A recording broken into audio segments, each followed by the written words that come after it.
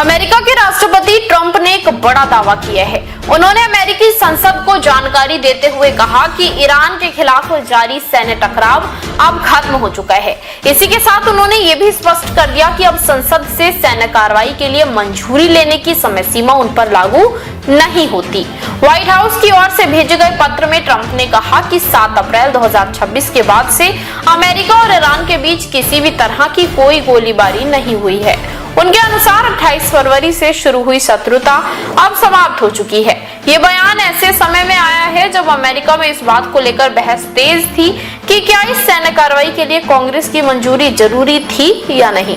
दरअसल अमेरिका में 1973 का वॉर पावर रेजोल्यूशन राष्ट्रपति की शक्तियों को सीमित करता है। इसके तहत किसी भी सैन्य कार्रवाई की जानकारी कांग्रेस को देने के बाद उसे समाप्त करना जरूरी होता है, जब तक कि कांग्रेस से औपचारिक मंजूरी न मिल जाए। ट्रंप प्रशासन ने 2 मार्च को इस कार्रवाई की जानकारी दी थी, जिसके अनुसार ये समय सीमा 1 मई को पूरी हो रही थी। लेकिन ट्रंप का कहना है कि चूंकि युद्ध जैसी स्थिति अब खत्म हो गई है, इसलिए इस कानून की बाध्यता उन पर लागू नहीं होती। ये तर्क सीधे तौर पर उस राजनीतिक दबाव को कम करने की कोशिश माना जा रहा है जो कांग्रेस की मंजूरी को लेकर बढ़ रहा था। हालांकि इस पूरे मामले में एक और दिलचस्प पहलू सामने आया है। ट्रंप ने साफ किया कि ईरान के साथ बातचीत की स्थिति अभी भी अनिश्चित बनी हुई है। उन्होंने कहा कि ईरान समझौता करना चाहता है, लेकिन वो मौजूदा प्रस्तावों से संतुष्ट नहीं है।